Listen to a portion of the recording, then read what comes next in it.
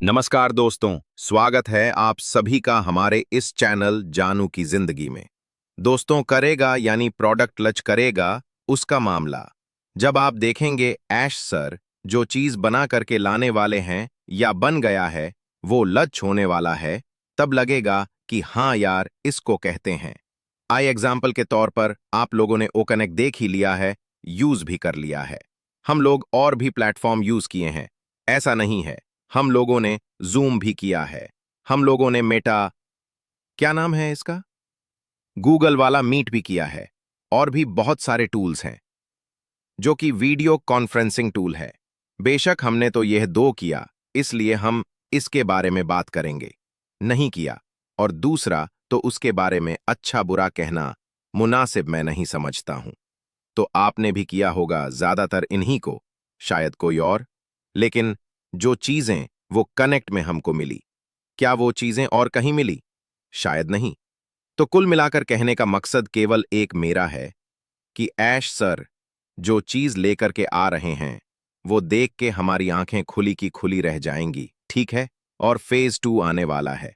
भाई फेज 1 तो बेहतर नहीं गुजरा हम लोगों का, फेज 2 आने वाला है। और ऐश सर हमारे और आपके यहां तक के अपने लिए कभी ऐसा या कोई भी इस तरीके का मामला या कोई ऐसी चीज वो ये नहीं करेंगे जिसमें हम लोगों को कहीं से किसी भी प्रकार का कोई भी नुकसान हो। बात समझ सकते होंगे आप? नुकसान का मतलब कि उनका भी नुकसान है और हम सभी लोगों का। तो ऐसा कोई भी कदम वो नहीं उठाएंगे। इसके लिए हम और आप इस चीज को एहसास कर सकते हैं।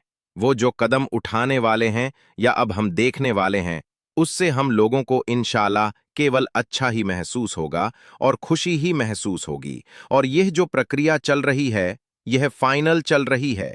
क्योंकि आप देख रहे होंगे कि लगातार वेबिनार्स, चाहे वो हीरोज के हो, चाहे वो मार्टी क्रिश या माइक एलिस या अदर बहुत सारे रेड है ना, तमाम लोग आकर के वेबिनार कर रहे हैं, इंफॉर्मेशन दे रहे हैं, हम लोगों को एक्टिव कर रहे हैं। हम लोग एकदम फुल मूड में आ जाएं जिसको कहा जाए। और इसके बारे में उन्होंने शायद ऐश सर ने कोई भी डेट क्लियर नहीं की। उनको इस बात का इल्म है कि हमको कब क्या करना है। अब यह मामला केवल ऐश सर पर ही डिपेंड करता है कि हम जब पॉपअप देते हैं तो लोग कितने लोग आईडीज को लॉगिन करते हैं।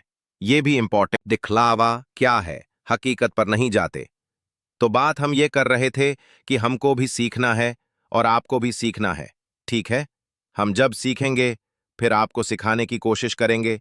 लेकिन उसके बाद भी लोग मैसेज करेंगे, लोग कॉल करेंगे। एक आदत सी है, जब सिखाया और बताया जाता है तो लोग इग्नोर करते हैं। जब वक्त आता है तो कहते हैं चलो अब देखा जाए अब क्या हो रहा है, चलो डायरेक्ट फोन ही कर लेते हैं, पूछ लेते हैं, लाओ चलो मैसेज ही कर लेते हैं, व्हाट्सएप पर पूछ लेते हैं। तो व्हाट्सएप के मैसेज या फोन पे हम कितनी जानकारी दे पाएंगे? तो हो सके तो वीडियोस को सुनते रहिए, उसमें सलीका तरीका बहुत इत्मीनान से हम बताते हैं। यानी कि आसान भाषा में अगर उसको आप समझ लेंगे तो आगे आपको दिक्कत नहीं आने वाली। और अगर आप ज्यादा सोचेंगे कि चलो हटाओ देखा जाएगा, तो फिर दिक्कतें आएंगी।